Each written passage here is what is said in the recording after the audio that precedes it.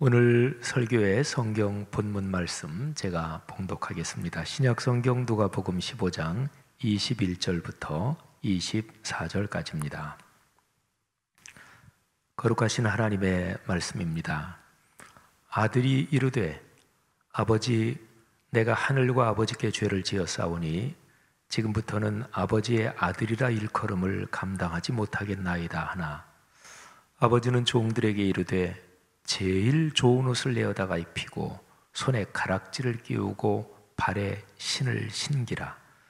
그리고 살진 송아지를 끌어다가 잡으라. 우리가 먹고 즐기자.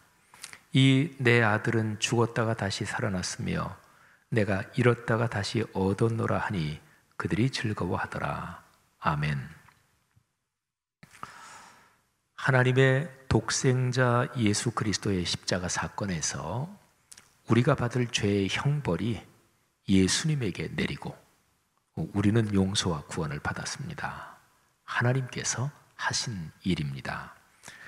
십자가 사건의 은혜는 삶의 여정 내내 그리스도인인 우리를 이끌어가는 근거고 그리고 힘입니다. 성령님께서 성경 말씀을 통해서 십자가 그 구원이 현재 진행형으로 살아 움직이게 하십니다. 이 모든 일을 생각하면서 삼위일체 하나님께 찬양과 감사를 올립니다. 그리스도인 여러분의 삶에 이렇게 하나님께서 진행하시는 구원의 힘과 그 축복이 넉넉하시기를 주님의 이름으로 축원합니다. 누가복음 15장을 본문으로 하는 설교 이제 7번째입니다. 이제 한 번 더 하면 누가복음 15장을 이제 다 다루게 됩니다. 자, 탕자 이야기는 구원의 구조를 담고 있습니다. 하나님을 멀리 떠난 인간이 다시 하나님의 품으로 돌아오는 것, 그리고 죄로 죽었던 인간이 십자가의 대속으로 다시 살게 되는 것입니다. 구원의 이야기, 바로 이 점이요. 구원의 이야기라는 점에서 15장에 나오는 비유 3가지는 모두 함께 연결되어 있습니다. 이 연결된 그 구조를 잠시 살펴보겠습니다. 자, 우선 처음 2개의 비유를 보겠습니다. 자, 첫 번째 비유, 잃은 양을 찾은 남자 이야기. 그리고 두 번째 비유, 잃은 동전을 찾은 여인 이야기. 이 두 이야기는 구조와 내용이 같습니다. 자, 잃은 양 하나, 근데 잃어버린 양 하나는 잃어버리지 않은 양 99보다 더 소중합니다. 잃은 동전 하나는 잃어버리지 않은 동전 9개보다 더 중요합니다. 객관적인 수치와 수량으로 본다면 당연히 99마리 양이 더 중요하고 9개의 동전이 더 중요하고 크고 많죠. 그러나 잃은 그 하나를 다시 찾지 못할 경우에 그 하나가 영원히 버려진다. 바로 이 점을 생각하면 그 하나의 가치는 수치나 수량으로 따질 수 없습니다. 그 하나가 단지 계량적인 수로서 하나가 아니라 만일에 인격적인 존재다, 그러면 말할 것도 없죠. 그 하나의 가치와 그 의미는 무한할 수 있습니다. 자, 바로 이 점에서요, 처음에 두 비유는 세 번째 비유를 위한 서론입니다. 자, 세 번째 비유에서 잃어버린 아들이 등장하는데 그 아들이 사람이잖아요. 인격적인 존재잖아요. 이게 처음에 두 비유에서는 양, 동전, 그런데 이제 세 번째 비유에서 인격적인 존재로서 잃어버린 대상이 아들이 출현하는 거예요. 자, 여러분, 아들이 둘이 있다. 둘 중에서 하나를 잃어버리면 수량적인 계산으로는 절반이지요. 50% 그렇게 되잖아요.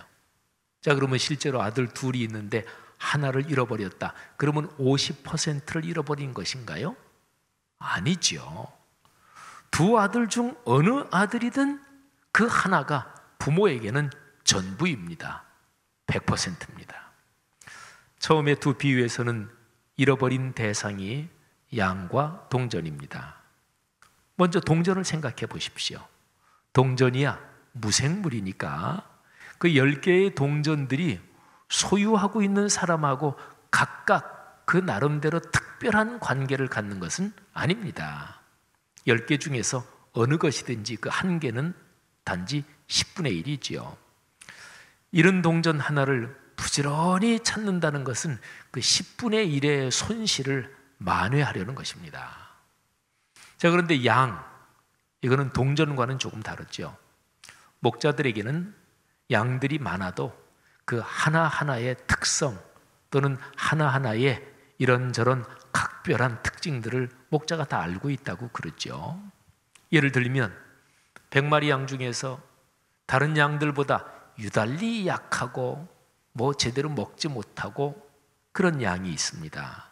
목자는 평소에도 그 양을 생각하면 늘 마음이 안쓰럽고 그래서 좀 더 각별하게 살펴주고 그랬습니다. 그런데 어느 날 바로 그 양이 없어졌습니다.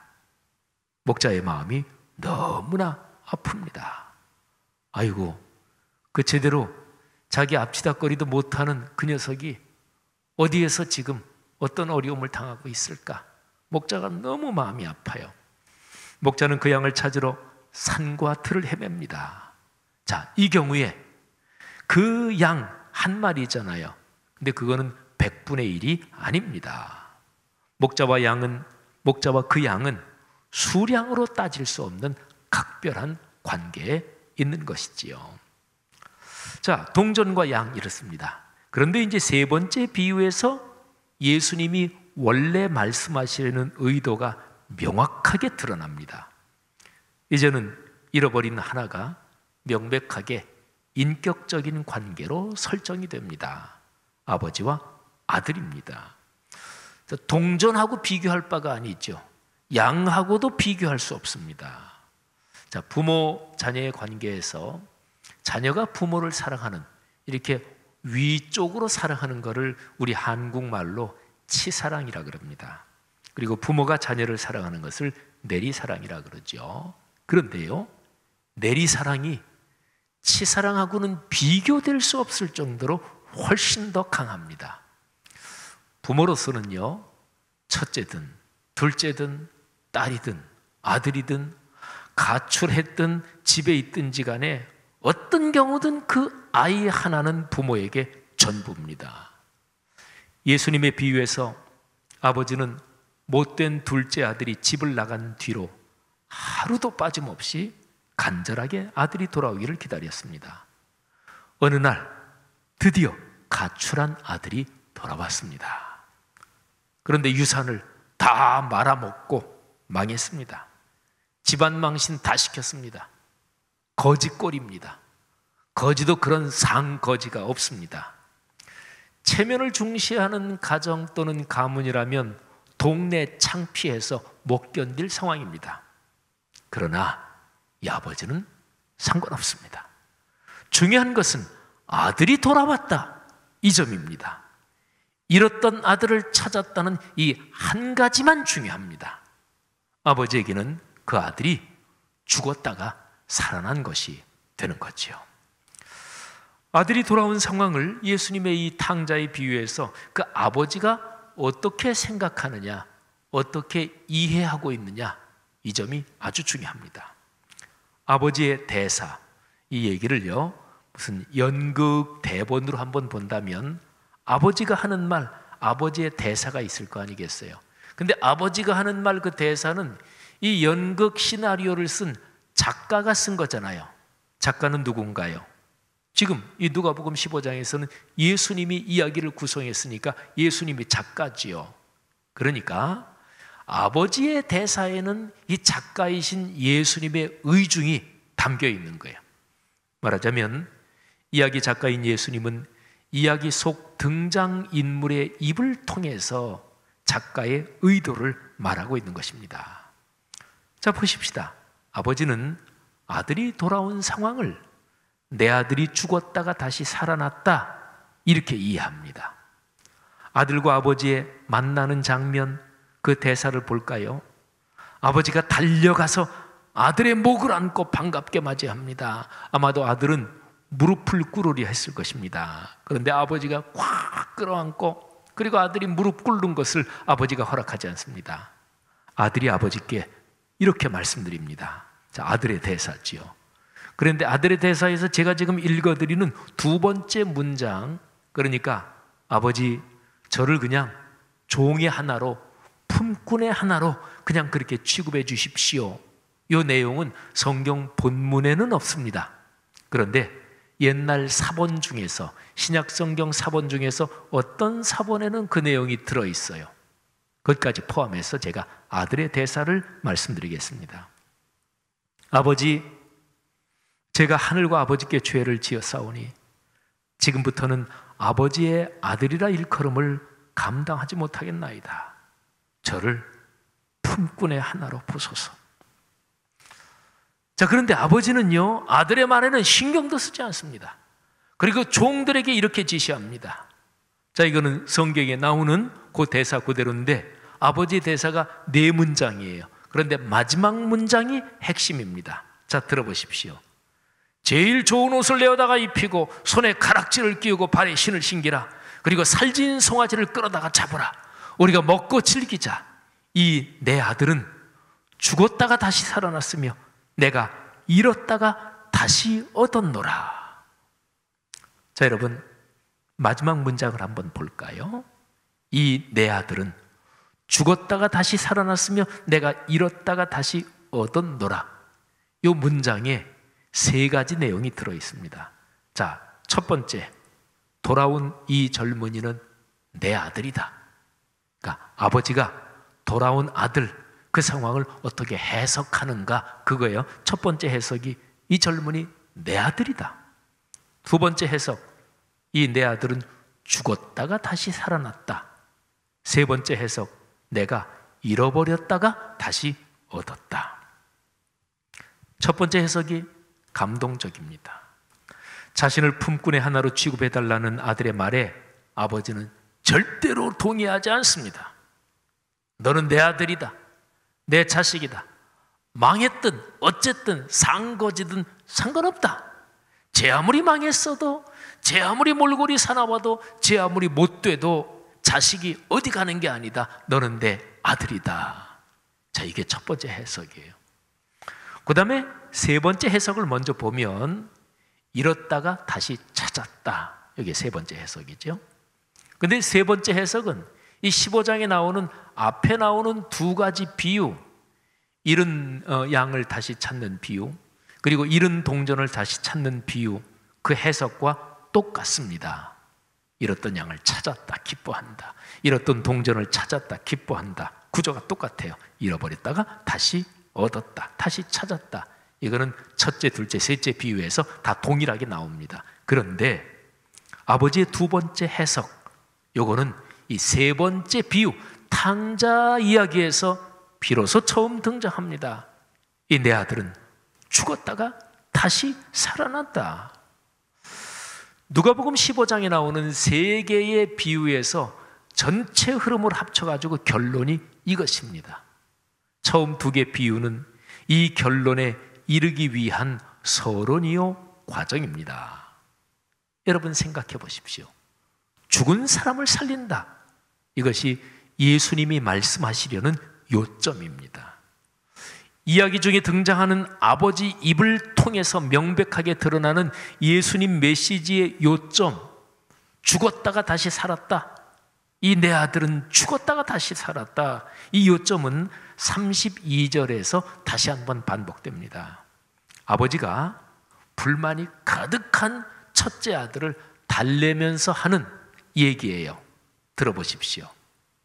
이 내 동생은 죽었다가 살아났으며 내가 잃었다가 얻었기로 우리가 즐거워하고 기뻐하는 것이 마땅하다. 여러분, 죽었다가 다시 살아났다는 요점과 연관해서 이 누가복음 15장 전체의 문맥, 그 상황을 살펴볼 필요가 있습니다. 자, 누가복음 15장 전체의 상황 설정이 15장 1절부터 3절에 나옵니다. 제가 표준 세번역 성경으로 읽어드리겠습니다. 세리들과 죄인들이 모두 예수의 말씀을 들으려고 그에게 가까이 몰려들고 있었다. 바리새파 사람들과 율법학자들은 서로 수군거리며 말하기를 이 사람이 죄인들을 맞아들이고 그들과 함께 음식을 먹는구나 하였다. 그래서 예수께서는 그들에게 이 비유를 말씀하셨다. 여러분, 예수님께서 세 가지 비유를 왜 말씀하셨고 이 비유에서 예수님이 하시려는 말씀의 요점이 무엇인지 이 모든 상황이 여기 들어있잖아요. 예수님은 구원의 복음을 들으러 나오는 죄인들을 두 팔 벌려 온 마음으로 반갑게 맞이하십니다. 죽었던 사람들이 복음의 말씀을 듣고 살아나는 상황이잖아요. 예수님이 세상에 오신 목적이 바로 사람을 살리는 것입니다. 그러나 바리새인들에게는요, 사람이 죽고 사는 것보다 그들의 전통과 그들의 제도 그리고 그들의 기득권이 더 중요했습니다. 예수님은 이런 바리새인들을 도저히 그냥 두실 수가 없었어요. 그러니까 하나님 아버지의 뜻에 정면으로 반대하고 정면으로 대치하는 거잖아요. 도무지 그냥 두실 수가 없었습니다. 그래서 누가복음의 이야기 흐름으로 보면 누가복음 11장에서 예수님께서 바리새인과 율법학자들에게 무섭게 분노하십니다. 저주를 하셔요. 거기에 6가지 저주의 선언이 나와요. 그리고 11장 이후 계속해서 12장, 13장, 14장 계속해서 바리새인들이 예수님을 비난하고 공격하고 계속 예수님과 충돌해요. 그리고 15장에 와서 예수님께서 세 가지 비유를 통해서 바리새인들이 가진 가치관, 그들의 삐뚤어진 신앙과를 책망하시는 것입니다. 성도 여러분, 가장 중요한 가치는 생명입니다. 육신의 생명과 영적인 생명을 다 포함한 생명 현상 전체 말입니다. 죽은 사람을 하나님이 원래 창조하실 때에 창조의 그 본디 아름다운 생명의 모습으로 다시 살리는 것이 예수님 사역의 심장입니다. 하나님의 아들 예수님이 이 목적을 위해 사람 몸을 입고 세상에 오셨습니다. 사람이 영원한 생명을 얻어 구원받고 그래서 온전한 자유를 누리고 생명을 풍요롭게 누리는 것이 예수님 사역의 목적입니다. 자, 죽은 사람을 살린다. 생명을 풍요롭게 한다. 요 목적, 바로 요 점이 누가복음 1장부터 24장 전체 흐름을 보면 여러 번 중요한 데서 강조가 되는데 특별히 중요한 두 곳을 제가 말씀을 드리겠습니다. 자, 하나는 예수님께서 공적 사역을 처음 시작하실 때 누가복음의 문맥에서 첫 메시지입니다. 예수님은 당신이 잘 아신 나사렛의 회당에서 공식적인 첫 메시지를 전하셔요. 예수님은 거기에서 이사야서 61장을 인용하십니다. 그게 누가복음 4장 18절 19절에 나와요. 자, 그 다음에 또 하나의 다른 하나는 예수님께서 맨 마지막으로 하늘로 승천하시면서 제자들에게 마지막으로 주신 명령, 무지무지하게 중요하겠지요. 그게 누가복음 24장 46절부터 48절에 기록되어 있습니다. 자, 이 두 군데를 제가 읽어드리겠습니다. 이 두 군데를 한번 들으시면서 죽은 사람을 살린다, 생명이 풍요롭게 되고 생명을 구원하는 게 중요하다, 이게 어떻게 강조가 되어 있는지 한번 보십시오. 첫 메시지입니다. 주의 성령이 내게 임하셨으니 이는 가난한 자에게 복음을 전하게 하시려고 내게 기름을 부으시고 나를 보내사 포로된 자에게 자유를, 눈먼 자에게 다시 보게 함을 전파하며 눌린 자를 자유롭게 하고 주의 은혜의 해를 전파하게 하려 하심이라 하였더라. 아멘. 여러분, 여기에서 포로로 된 자에게 자유를 주는 것, 그 사람에게는 죽었다가 살아나는 거지요. 앞이 보이지 않는 눈먼 자를 다시 보게 한다. 그는 죽은 사람 살리는 거지요. 눌리고 억눌리고 억압받는 사람을 자유롭게 만든다. 그는 죽은 상태를 살리는 것과 같습니다. 그리고 눌려있고 앞이 보이지 않고 포로로 갇혀있고 그 상황에서 생명이 어떻게 기쁘겠어요? 그 상황에서 어떻게 생명을 풍요롭게 누리겠어요? 그냥 마지못해 사는 거지, 죽지 못해 사는 거지. 그러니까 그거를 풀어주고 그리고 보게 하고 말하자면 죽은 가운데서 살리면서 그 생명들이 기쁘고 즐겁게 풍요롭게 살게 하신다, 그런 것입니다. 승천하시기 전에 마지막으로 주신 명령입니다. 또 이르시되 이같이 그리스도가 고난을 받고 제3일에 죽은 자 가운데서 살아날 것과 또 그의 이름으로 죄 사함을 받게 하는 회개가 예루살렘에서 시작하여 모든 족속에게 전파될 것이 기록되었으니 너희는 이 모든 일의 증인이라. 아멘. 제자들이 뭐를 전해야 돼요? 그들이 어떤 일에 대해서 증인의 역할을 해야 돼요? 예수 그리스도는 죄와 사망을 이기고 다시 살아나셨다. 누구든지 예수를 믿는 자는 죄가 용서함 받고 그리고 생명을 얻는다. 바로 이 소식, 죽었다가 사는 소식, 생명이 풍요롭게 되는 이 소식을 온 세상 땅끝까지 전하라고 하는 거죠. 그리스도인 여러분들이요, 탕자의 비유에 등장하는 둘째 아들은 죽었다가 다시 살아났습니다. 바로 이 점 때문에 아버지는 말할 수 없이 크게 기뻐합니다. 자, 질문해 봅시다. 둘째 아들은 누구입니까? 누가 둘째 아들이에요? 둘째 아들의 자리에 우리 그리스도인을 대입해야 합니다. 우리 그리스도인이 둘째 아들이에요. 우리는 예수님을 믿고 그리스도인이 되고 하나님의 자녀가 될 때 둘째 아들처럼 죽었다가 다시 살아난 사람들입니다. 예수님의 말씀을 들으려고 몰려온 세리와 죄인들처럼 말입니다. 예수님을 비난하는 바리새인들도 둘째 아들의 자리에 있어야 합니다. 그러나 불행하게도 그들은 자기 모습을 모릅니다. 자신들이 영적으로 죽은 상태인지도 모르는 가련한 인생들입니다.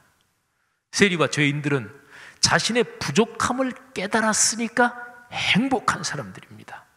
부족하다는 자각이 있으니까 주님의 말씀이 그립고 그래서 말씀을 들으러 온 것이지요. 사랑하는 그리스도인들이요, 죽었다가 다시 사는 일은 그리스도인이 된 후에도 계속됩니다. 삶의 여정 내내 계속되는 과정이에요. 사도 바울은 이렇게 고백했습니다. 나는 날마다 죽노라. 바울은 늘 은혜가 필요했고 그래서 말씀에 목말랐습니다. 말씀을 듣는 자리에 그래서 나왔고 늘 말씀을 묵상했지요. 여러분, 말씀을 듣는 자리에 나오는 것이 행복입니다. 그것이 공예배의 자리고 개인적으로 말씀을 묵상하는 자리지요. 스스로 자족하다고 생각하는 사람은 말씀에 목마르지 않습니다. 나는 부족하지 않아. 나는 그냥 잘 살고 있어. 스스로 자족한 사람은 말씀이 그립지 않습니다. 말씀이 고프고 말씀이 그리우면 큰 복입니다. 말씀을 들으면서 우리는 진리의 깨달음을 얻습니다. 자신의 허물과 죄를 발견하고 돌이킵니다. 복된 길을 배우고 그 길로 걸어갑니다. 그래서 그 복을 누리고 나누고 그리고 베푸는 것이지요. 사랑하는 성도 여러분들이요, 코로나19 상황이 위중해서 여러모로 위축된 우리 사회 상황이 그렇지만, 그러나 이 크리스마스의 계절에 탕자의 비유에 나오는 그 아버지의 사랑, 바로 하나님 아버지의 모습인데 그 하나님 아버지께서 우리에게 주시는 그 복이 넉넉하시기를 축복합니다. 그 어떤 것도 크리스마스의 이 복을 제한할 수 없습니다. 우리보다 먼저 살았던 신앙의 선배들, 2000년 기독교 역사에서 훨씬 더 무서운 전염병의 상황에서도 신앙의 선배들은 크리스마스의 그 은혜를 붙잡고 하나님을 찬양했습니다. 참혹한 전쟁의 와중에서 서로 사륙하고 죽이면서도, 그러면서도 크리스마스에는 하나님의 은혜를 갈구했습니다. 아프고 찢겨진 심정을 안고 2차 세계대전 때 유럽에서 독일, 프랑스, 영국, 사실은 다 기독교 문화권들입니다.